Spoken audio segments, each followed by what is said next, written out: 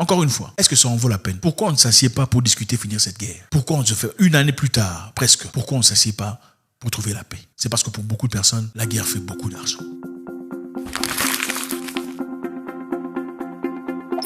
La troisième guerre mondiale commencera probablement très bientôt. Si vous êtes endormi, en train de manger la chikwang ou peut-être la salade ou la pizza, il est peut-être temps de se réveiller, de prendre les affaires nécessaires et comprendre réellement où on va. Qu'est-ce qui se passe en réalité? Les États-Unis, l'Angleterre, la France et d'autres pays européens, finalement, y compris l'Allemagne, décide de faire l'incroyable. Il y a quelque temps, je vous disais, l'Allemagne avait refusé de donner des chars de combat. Refusé de donner des chars de combat aux Ukrainiens pour combattre contre la Russie. Finalement, on a mis beaucoup de pression. Le ministre de la Défense allemand avait catégoriquement refusé de donner des chars de combat aux Ukrainiens. Parce que d'après lui, il pensait que c'était absolument fou de le faire. Parce que ce serait, dans ce cas-là, franchir la barrière ou la ligne que Poutine avait placée, érigée. Ce soir, l'heure est grave. L'heure est grave après la décision des Américains de livrer des chars Abraham, exactement 31 chars, à l'Ukraine. Ce faisant, Joe Biden permet à l'Allemagne, qui avait mis une condition, de livrer des fameux chars Léopard 2. L'Allemagne va en livrer 14. Cela s'ajoute aux 14 chars britanniques déjà livrés, aux 14 chars que Léopard que la Pologne veut livrer. Et pire, l'Allemagne a indiqué qu'elle voulait à terme avoir 112 chars Léopard en Ukraine. On s'achemine vers une surenchère sans précédent qui peut précipiter l'Europe dans une troisième guerre mondiale. Je pèse mes mots. Ce qui s'est passé ce soir est gravissime. Ils sont devenus fous. On dit ici les responsables ukrainiens ont constamment supplié leurs alliés occidentaux de fournir des chars de combat modernes, à utiliser non seulement pour défendre leur position actuelle, mais aussi pour mener le combat contre l'ennemi dans les mois à venir. Les Ukrainiens craignent qu'une deuxième offensive russe ne commence d'ici 2 mois. Et malheureusement, la France, qui avait l'occasion inespérée de reprendre un peu de recul sur ce conflit, d'affirmer son indépendance et de rejeter cette surenchère, a félicité les États-Unis, félicité l'Allemagne. C'est gravissime ce qui se passe. C'est gravissime, pourquoi? Parce que la livraison à terme de 200 à 300 chars, si le processus continue, va enquister le champ de bataille. C'est une volonté provocatrice de l'OTAN de forcer Poutine à utiliser l'arme nucléaire. Donc les Ukrainiens nécessitent des chars de combat pour pouvoir être efficaces sur le terrain. Donc d'après eux, s'ils ont des chars de combat, ils pourront défendre solidement leur position, mais aussi renverser la vapeur et attaquer, détruire les positions russes. Et d'après certains experts militaires, on pense que l'Ukraine a certainement besoin de chars de combat pour pouvoir lutter et résister aux Russes. Les Américains ont décidé de leur envoyer des chars de combat Abrams. Ce sont des chars de combat, d'après les experts, les meilleurs du monde, les plus solides, les plus agiles, qui nécessitent beaucoup moins de services, c'est-à-dire d'entretien. Les Polonais ont décidé d'envoyer des chars de combat qui appartenaient aux Allemands, c'est-à-dire les Polonais achètent leurs chars de combat chez les Allemands. Ce sont des chars de combat Leopard 2, des chars de combat spécifiques pour le Bundes. Après que les Polonais achetaient ces chars de combat venant de l'Allemagne, ils ont, sans autorisation de l'Allemagne, envoyé les chars de combat, déjà, en tout cas, en position d'envoyer les chars de combat pour l'Ukraine. Mais l'Allemagne, essayant un peu de garder, vous savez, dans un groupe de gens, quand vous faites du bruit, on va le taper, il y a toujours un monsieur qui doit être sobre. Ah, non les amis, il faut vous calmer parce que bon, on va le taper, c'est vrai, mais on ne sait pas trop, on ne sait pas ce qu'il a, il a les mains dans les poches, on ne sait pas tout ce qu'il y a dans les poches, calmez-vous. Et cette personne-là, c'était l'Allemagne jusque-là. L'Allemagne a catégoriquement refusé de s'enrôler dans cette démarche d'envoyer en tout cas des chars de combat à l'Ukraine. Mais là, ce matin, nous sommes informés, nous savons que les Allemands ont finalement accepté d'envoyer leur Léopard 2 chars de combat spécial chez les Ukrainiens. Ça veut dire, les États-Unis d'Amérique enverra des chars de combat Abrams, l'Angleterre enverra des chars de combat, l'Allemagne enverra des chars de combat, la Pologne enverra des chars de combat. Bizarrement, le Portugal enverra aussi des chars de combat. Ils l'ont annoncé, je ne comprends pas sur quelle base. Toi, tu es assis dans ton coin, il y a des gens qui se battent ici, des grands, des forts, des musclés. Toi, tu viens aussi, non, moi aussi. Il m'a fait ça l'autre jour là. Je sais pas combien les gens sont. En fait, il vient d'ouvrir lui-même une porte à devenir une cible pour la Russie. Tu n'avais aucun problème. Mais toi-même, tu viens de créer un problème. Évidemment, ce ne sont pas des Portugais, ce sont les dirigeants. Quand on parle ici d'Europe, certainement, pour les Européens qui nous suivent, ce n'est pas vous. Ce n'est pas de vous qu'on parle. Encore une fois, nous avons les mêmes problèmes. C'est l'élite, le sujet. C'est eux qui profitent de cette guerre. Lucratif. Ah oui, très lucrative. On fait beaucoup d'argent cette guerre. Cette guerre, c'est pas seulement pour l'honneur des Ukrainiens. Absolument pas. C'est pour se faire beaucoup d'argent en vendant des armes pour les entreprises militaires. C'est pour te faire beaucoup d'armes des entreprises de reconstruction. C'est pour se faire beaucoup d'argent à travers les dettes qu'on accorde à l'Ukraine. C'est pour se faire beaucoup d'argent, beaucoup de pouvoir, gagner en puissance en poussant la Russie vers la faiblesse. En affaiblissant. C'est aussi pour se faire beaucoup d'argent en faisant des tests des armes. Parce que voilà, les entreprises de fabrication d'armes, fabrique des armes, n'est-ce pas? On fabrique des armes nouveaux, on fait quoi? On faut aller tester ça.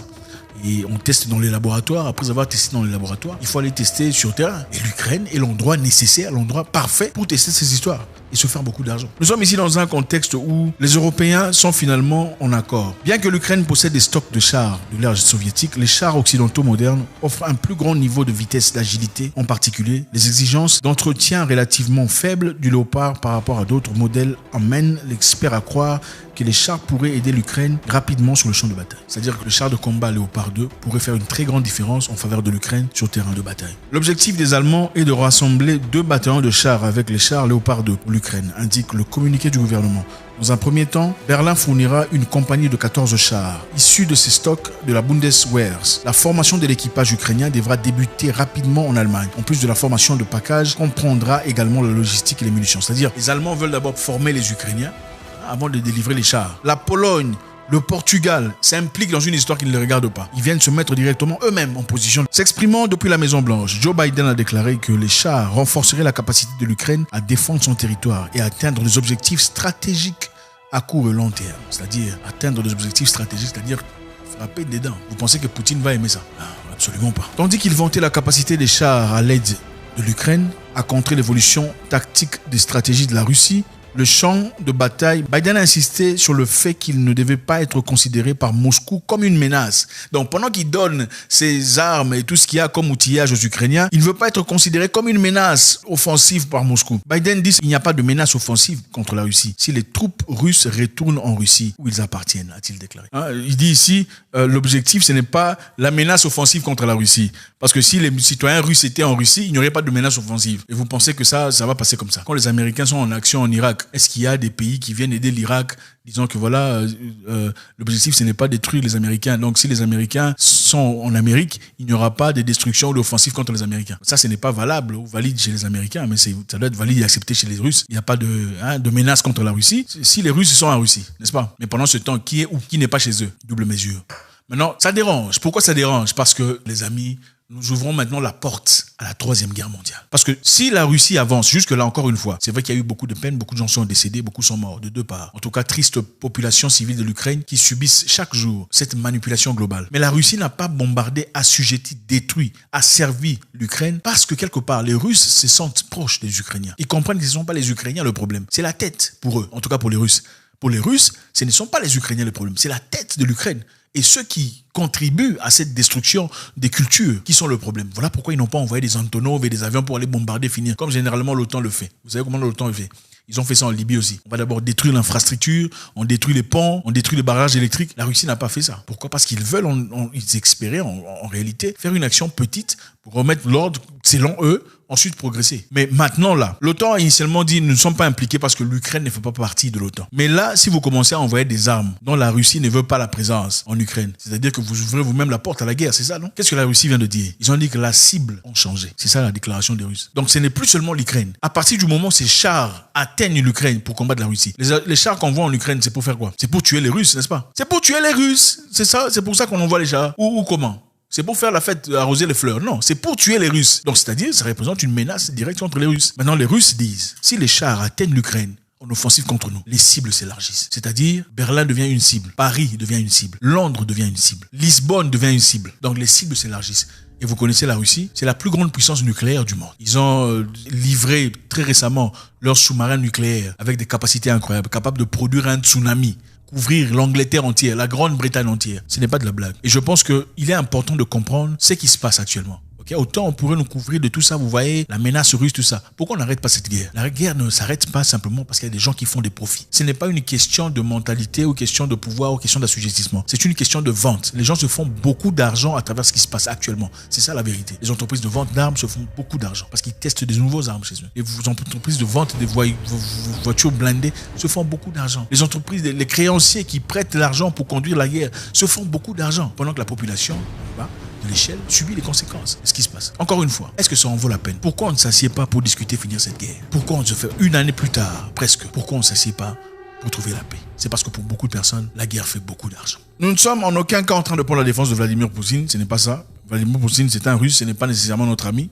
comme autant les Européens ne sont pas nécessairement nos amis. Nous sommes observateurs, on voit. Très récemment, le président Poutine a demandé une certaine négociation, c'est-à-dire s'asseoir autour d'une table, discuter autour d'une probable finition de cette guerre. Le président Zelensky de l'Ukraine a catégoriquement refusé, de manière très arrogante, a dit il ne va pas discuter avec Poutine. Poutine, c'est un nobody. Donc Poutine, c'est personne. Ils vont continuer la guerre. Pourquoi il le fait? Parce qu'évidemment, il comprend le soutien qu'il a. Il y a quelques jours, Boris Johnson est parti là-bas le visiter. Qu'est-ce qu'ils ont eu comme discussion? C'est pour quelle raison? Pourquoi on subit ce théâtre international?